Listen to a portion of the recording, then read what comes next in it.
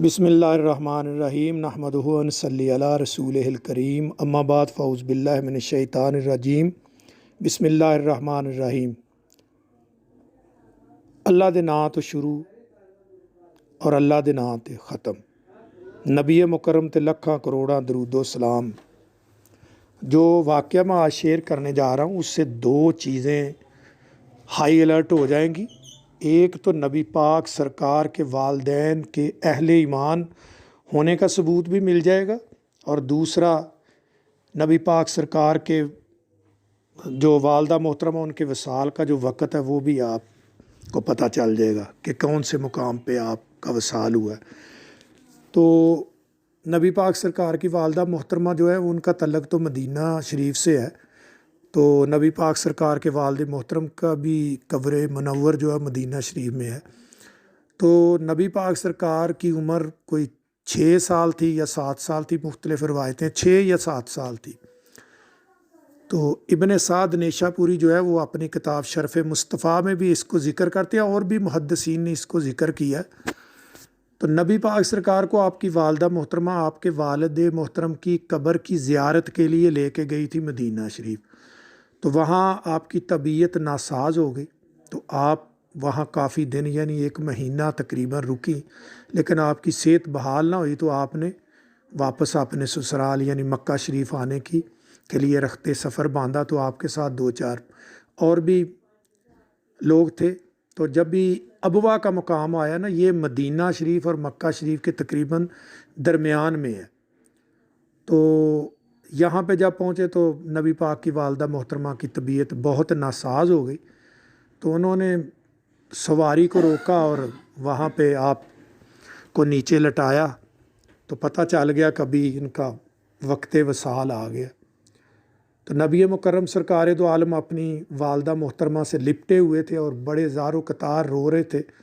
تصور میں باندھو کہ کتنا وہ دکھ کا وقت تھا نبی پاک کا، کہ آپ چھوٹی سی عمر ہے، جنگل بیابان ہے، کوئی سایہ نہیں ہے، کچھ درخت نہیں ہے، کوئی پانی کا بندوبست نہیں ہے، قریب کو بستی نہیں ہے۔ میں تو جانتا ہوں، وہاں میں گیا ہوں، دیکھا کوئی قریب کچھ نہیں تھا۔ تو آپ اپنی والدہ محترمہ سے لپٹے ہوئے ہیں، زار و قطار رو رہے ہیں۔ آپ کے آنسو مبارک جو ہے نبی مکرم کے، وہ آپ کی والدہ محترمہ کے چہرہ انور کے اوپر گر رہے ہیں۔ تو وہ آپ کو چپ کرا رہی ہیں کہ بیٹا خاموش ہو جاؤ، خاموش ہو جاؤ، میں آپ کی پیشانی میں ایک نبوت کا نور دیکھ رہی ہوں، میں آپ کی پیشانی میں نبوت کا نور دیکھ رہی ہوں۔ یہ نبی پاک کی والدہ محترمہ نے جب آپ کی 6 سال عمر مبارک تھی اس وقت کا، تو کیا یہ ایمان میں شامل نہیں ہے؟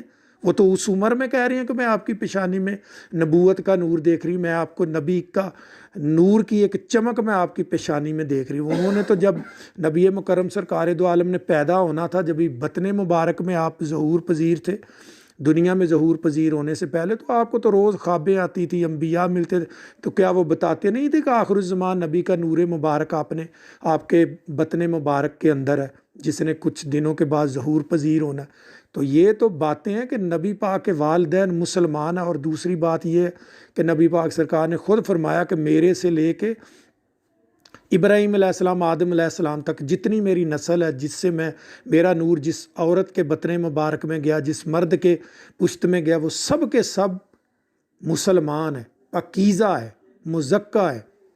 تو پاکیزہ اور مزکہ اور وہ سارے کے سارے نفوس مقدسہ ہے، یہ لفظ نبی کسی مشرک اور کافر کے لیے استعمال کرتا ہے مزکہ کا لفظ، یا زکیہ جو لفظ زکی ہے، یا جو مقدس لفظ ہے وہ کافروں کے لیے استعمال ہوتا ہے، مسلمانوں کے لیے ہوتا ہے، اہل ایمان کے لیے ہوتا ہے۔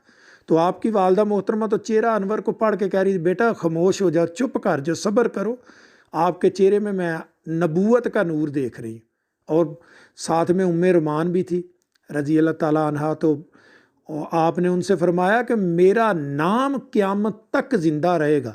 تو ام رومان کہنے لگی کہ بی بی صاحبہ آپ نے بہت بڑی بات کر دی۔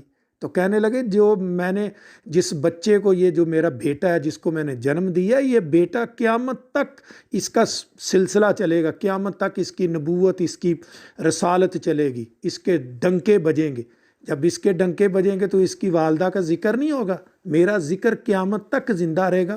اور انہوں نے حق فرمایا تھا، کیونکہ ان کو بشارات تو پہلے ہی دے دی گئی تھی کہ نبی پاک سرکار کائنات میں سب سے بڑے سلطان ہوں گے، سب سے بڑے بادشاہ ہوں گے، اللہ پاک کے سب سے برگزیدہ اور نبیوں کے سردار ہوں گے۔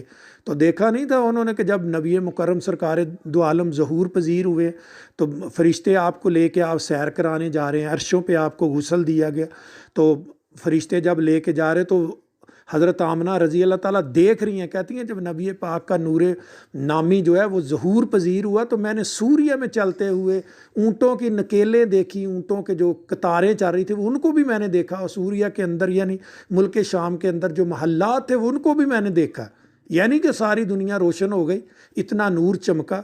اور 3 جھنڈے جو ہیں وہ، ایک جھنڈا فرشتوں نے خانہ کعبہ کے اوپر گاڑا، دوسرا جھنڈا مشرق میں، تیسرا جھنڈا مغرب میں گاڑا، کہا یہ اس کی سلطنت ہے۔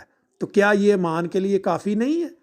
ایک اور بات ہے کہ یہ کسی اور کو مقام مل سکتا ہے، یہ اللہ کے نبیوں کے مقام ہے، اس سے بڑھ کر کوئی بات نہیں۔ کبھی دل میں یہ نہ سوچنا کہ نبی پاک کے والدین جو ہے نعوذ باللہ نعوذ باللہ نعوذ باللہ اہل ایمان نہیں تھے، یہ بات کبھی نہ کرنا۔